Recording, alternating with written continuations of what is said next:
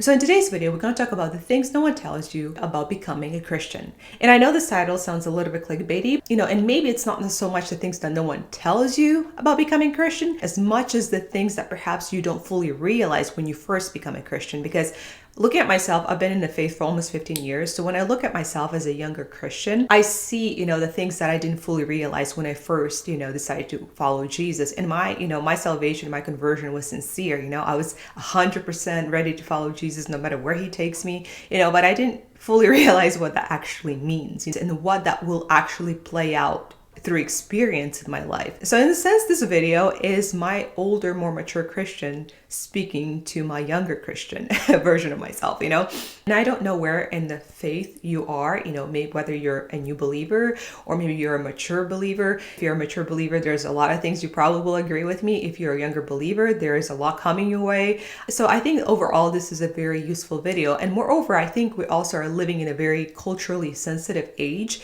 where, Christianity is trending up again. It's becoming cool to become a Christian. We've seen a number of conversions from celebrities, sports stars, intellectuals. People are embracing Christianity. And I'm not fully sure if it's truly for the right reasons.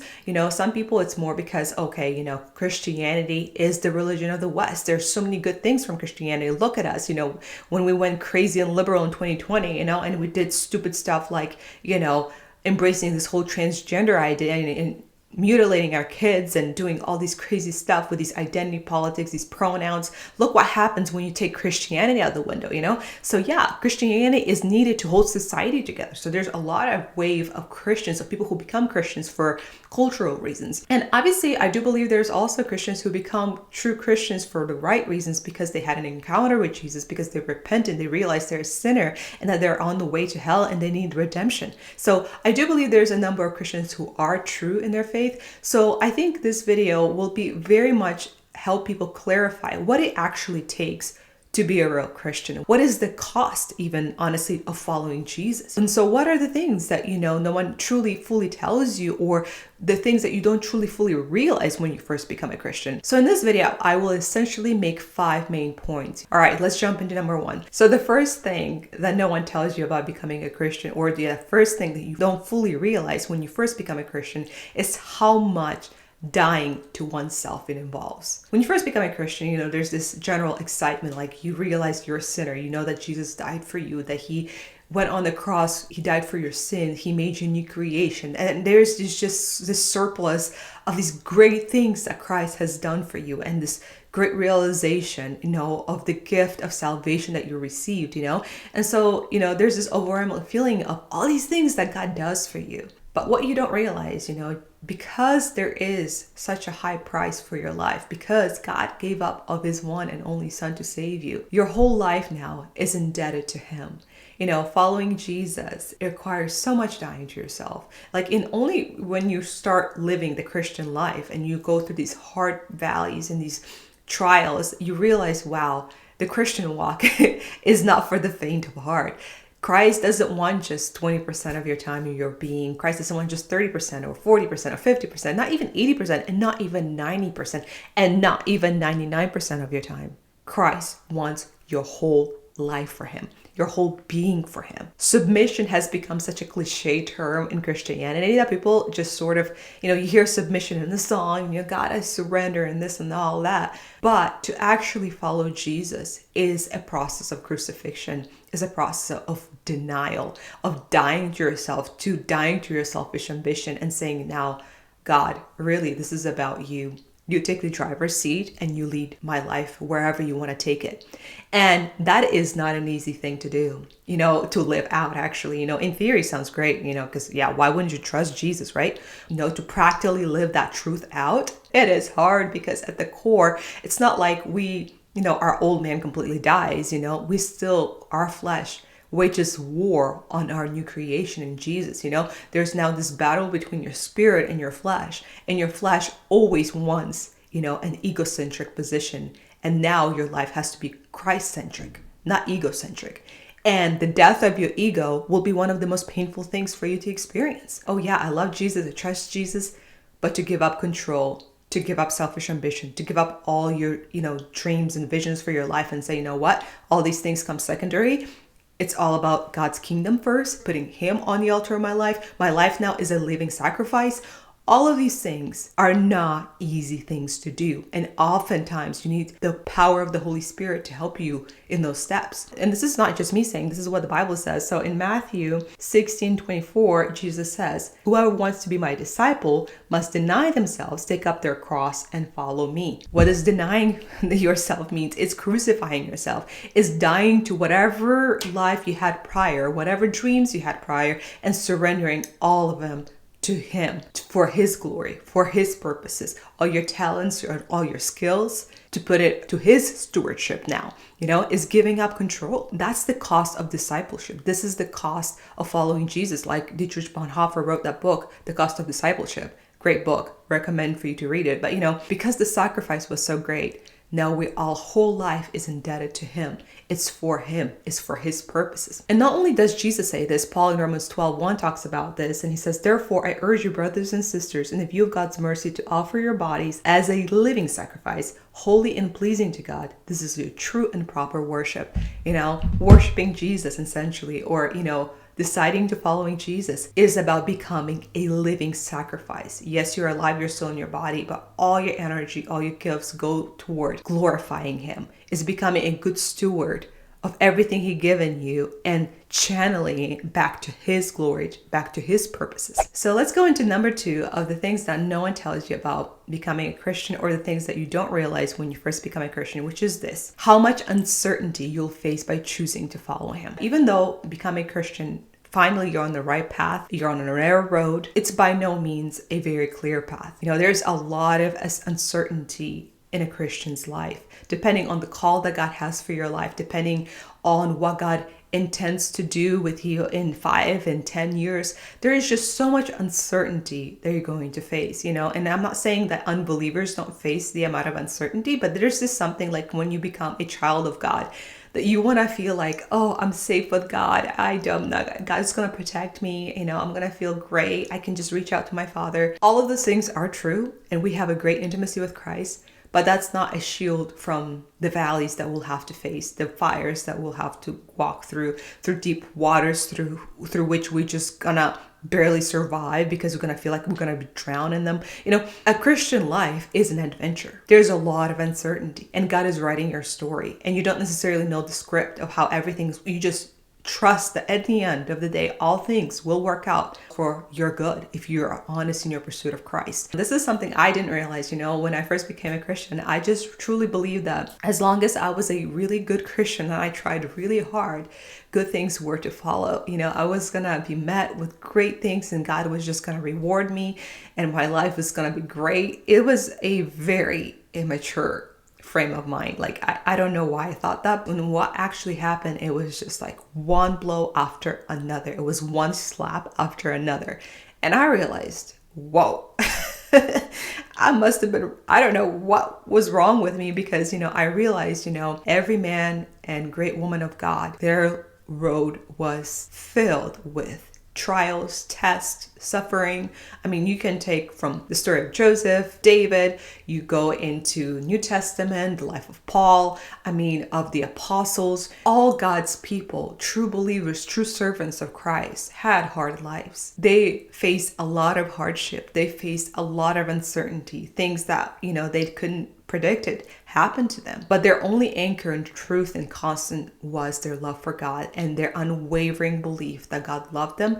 And at the end of the day, whatever happened to them was ultimately somehow was going to be redeemed and used for God's glory. And that is the life of a Christian. It's not like you're embarking on a very safe path. In fact, it might be the opposite. And now, honestly, hell is also against you. You have a real enemy. Hell does not sleep. He always will wage war against God's elect. Becoming a Christian is embracing a life of battle, of a lot of ups and of a lot of downs, and all of these things, it's like we should not be surprised when we are met with a lot of resistance, with a lot of trials. For some reason, we still are shocked by those things. You know what I mean? Like, it was like, God, why is this happening? Why am I going through this? And we get discouraged and we get down and feel like God has abandoned us, But that is a very much a normal life of a Christian. If everything is just like plateaued in your life and it's going great, maybe you should reassess, because a real Christian does not have an easy life. A true believer of Christ, if he or she is concerned with truly seeking first the kingdom of God, there will be a real enemy who will want to destroy you. You care less about Christians who call themselves Christians, but they live very worldly lifestyles. You know what I mean? Like, they're already in his camp, right? Like, they're just labeled Christians. But if you're a real Christian, oh yeah, hell is against you. They're going to come after you. So you need to be close with Christ, and you need to understand that you are a warrior in him. This is no joke. This is no playtime. I obviously don't want to say that, all that a Christian life is suffering. There are great, beautiful moments that God gives you of his divine purpose and his, orchestration and his blessing in your life. Obviously Christian life is filled of that too. But do not be naive in thinking that the Christian life is not filled with a lot of pain, suffering, and just brokenness. So that's something I didn't fully realize when I first became a Christian. Now let's go into the third point of the things that you don't fully realize when you first become a Christian: how much your treatment of others is a reflection of your love for God. And this is something, that, you're like, oh, it's just me and Jesus and we're doing great and I'm, following him and I love him. But what you don't realize fully, how much your love for God is reflected in how you treat others. Those two things are incredibly intertwined. You cannot profess that you love God, that you're a follower of Jesus, and that you love him if you don't love people, if you don't have a heart for people, if you don't treat those in your family right, if you don't treat strangers right. And I'm not saying here as if I'm like the best at this. It's just like I'm time and time again confronted with this reality that, Nadia, don't be out here saying you love God unless you love the people that God put in your life, the people who are in need to hear the gospel, the people who are lost. If you don't have a burden for the lost, if your heart is not troubled how much people are broken by sin, if your heart is not heavy for these things, if you can't treat your sister right, or your mother right, or your brother right, or your father right, like if you cannot treat these people like how you treat these things, the people in your life is a reflection of how much you love God. There's a direct relationship. Don't be out here claiming this spirituality if you're not in a right standing with people. And the Bible is very clear about this. Matthew 22:37-40 says this: Jesus replied, "Love the Lord your God with all your heart, with all your soul, with all your mind. This is the first and the greatest commandment. And the second is like it: love your neighbor as yourself. All the law and the prophets hang on these two commandments." Those two commandments are interlinked. There's a direct relationship. You cannot go around saying that claiming that you love Jesus, that you're a follower of Christ, if you treat people badly, if you are dishonest, if you are filled with selfish ambition, if you use other people for your own means and your own gains, if you're disrespectful, if you are disobedient to your parents, if you are a terrible husband, if you are a terrible wife, all of these things, it even says in Peter, it says, make sure, you treat your wives well, so there's no hindrance in your prayers. There's a real relationship there. Because those two commandments, they're interlinked. The power to even love people is in how close you're to the Lord. And if you are not close to God, you're not going to have the power to love people just as much as, how you treat people is a reflection of how much you love the Lord. So that is a very, very, very important thing to keep in mind. And I think when you're a younger Christian, you're happy with your relationship with Jesus, but you don't realize how much that has to be reflected in how you treat those who are closest to you, those who are in your inner circle. And not only them, but also people who are strangers, because most people could care less for strangers, for people who are, of no value to them. But Christians ought to be different. We should care about the lost. We should care about their salvation. We should care about, winning souls for Jesus. These are things that are important. A Christian doesn't just care about their family. They also care about the strangers, the poor, and this is why Christianity has been always the religion, always looked out for the poor, for the widow, for the orphan, because Christ emphasizes that. So number 4 thing that you don't realize when you first become a Christian, or, that no one tells you because you have to live that out, is how complicated the search for your specific calling can be.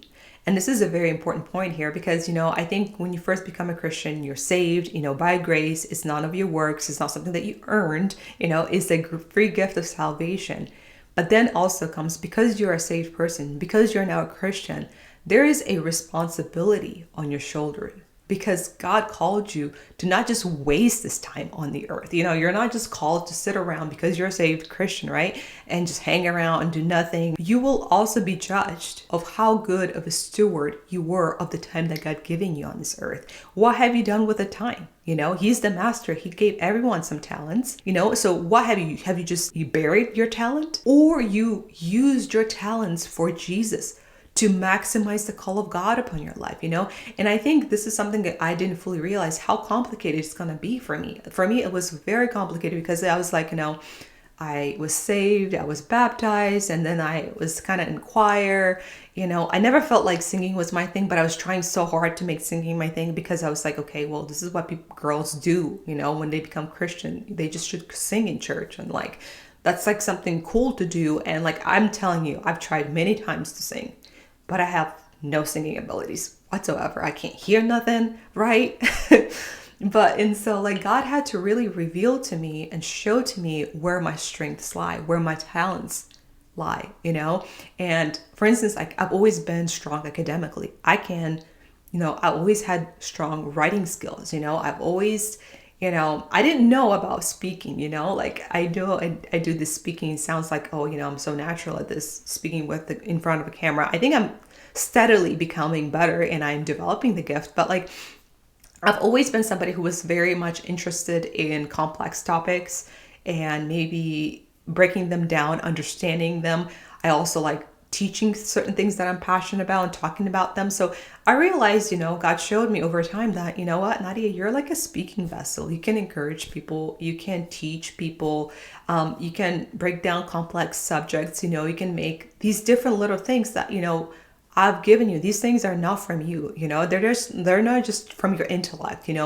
These are my gifts, so you can steward them for my glory. And that is the responsibility of a Christian, And this is the thing. It takes time to develop your gift, to really realize. I think a lot of people know what their gift is, what God made them good at. It's just oftentimes they lack the courage to start. They are afraid to make that step of faith. They are not willing to go outside their comfort zone. So you need to really ask God, like, Lord, I feel like, maybe I would be really good at, with working with kids, or I would be really good at, leading this, or maybe you are musically talented, unlike myself, all these things. So it's like, if you know what talents you have, how have you stewarded them for God's glory? Are you even concerned about this? Or you just know that you're a Christian, you're saved, and you're just hanging around, living your selfish life just for you and your, this temporary existence, storing up treasures, not in heaven, but here on earth, where moth and all these things are subject to decay, that will be destroyed at the end of the day. And you're not really living as a temporary, person on this planet, but you're so attached to this material, to this world, that you've lost sight of the spiritual calling that is upon your life. And that is something that we need to be awakened as Christians. In fact, my pastor recently preached on this, and I was so encouraged by that, his message on this. And so we've got to be great stewards of the time that God gave us, the talents that he gave us, how we use money, everything that we have, our capabilities. All of these things have to be centered not to building our own kingdoms, but they all need to be centered around Christ and his kingdom, and having that kingdom mindset that is so important for a Christian. And I want to read this, because it's not me just talking out of thin air, this is biblically supported. Peter talks about this in 1 Peter chapter 4, verses 10 to 11. He says, each of you should use whatever gift you have received to serve others as faithful stewards of God's grace in its various forms. If anyone speaks, they should do so as one who speaks the very words of God. If anyone serves, they should do so with the strength God provides, so that in all things God may be praised through Jesus Christ. To him be the glory and the power forever. Amen. Whatever gifts he's given you, you need to orient them not towards selfish living, but towards God's living. Understanding that you are a child of God and a Christian first. And having Christ at the top of your pyramid is crucial, is vital, is important. You will one day stand as a Christian before the throne of judgment, not the judgment of sinners, the first judgment, but where, we're all will received our different, rewards for the life that we lived in the flesh. So you need to be fully aware of that one day as a Christian, yes, I've been saved by grace, but then God will evaluate, what have I done with that knowledge? You've been a Christian since the age of 10. You've been a Christian since the age of 15. What have you done with all this time that God gave you on this earth? Were you a good steward of each day that God given you? Because you will give an account. And so this is very, very important. And I think initially you're so swept up about everything that God did for you that don't you realize what implication that now has upon your life for Jesus now. And the last point that I want to make, the fifth point that I want to make about the things that no one tells you about becoming Christian, or what you don't realize initially when you first become a Christian, which is this: how much deepening it requires in your faith to give a proper defense. And what am I talking about? Okay. So in 1 Peter 3:15, it says here, "But in your hearts revere Christ as Lord. Always be prepared to give an answer to everyone," highlight everyone, "who asks you to give the reason for the hope that you have. But do this with gentleness and respect." So I feel like this is a cornerstone of apologetics, right? And this is something that I didn't realize when I first became a Christian, because I was like, well, this is great. I became a Christian. I love Jesus. I hope everyone can experience this, but one of the problems that I had initially, is that I didn't realize, I didn't even fully have the ability to, or I had my testimony, right? Like, what Jesus did for me, but I was not very good about articulating my faith. And this is something that I feel like we can sort of, a lot of times as Christians, not realize initially, is that how much deepening in your faith it takes with your mind, with your soul, with your will, with your strength, to give a proper defense for the faith that you have, for the hope that you possess. And then Peter says, give an account to everyone. This means to the person who is a Muslim, a person who's an atheist, a person who is, a Mormon. Like, you will meet different people across your walk of life. And are you actively, as a Christian, always trying to deepen your understanding of your faith and being able to, okay, how can I show this Muslim the superiority of the gospel? How can I show this atheist, the superiority of the gospel? And I keep saying that, the greatness of Christianity, of following Jesus. How can I contrast, Christianity against these other worldviews? And part of that, you're not going to be able to do that effectively unless you also try to understand, what kind of worldview does a Muslim hold? What kind of worldview does an atheist hold? And that takes, honestly, and I'll say this, a lot of reading. It takes a lot of humility of understanding how much you don't know and being a student and be willing to learn, and this is some of the things that I realized personally. I was like, whoa, how do I answer the question of suffering? I became a nurse, and I worked with a lot of people, met a lot of people who were in a lot of pain, and they always had that question of like, if there is a loving God, how there's so much suffering in the world, right? That was a question that initially, when I first became a Christian, I just didn't know I didn't know what to say, honestly, because I was like, oh, I don't know, like, that's a good question. But that was part of the reason why I would keep my faith private, because I did not do the work of actually reading of, what have the fathers of faith said about suffering in Christianity?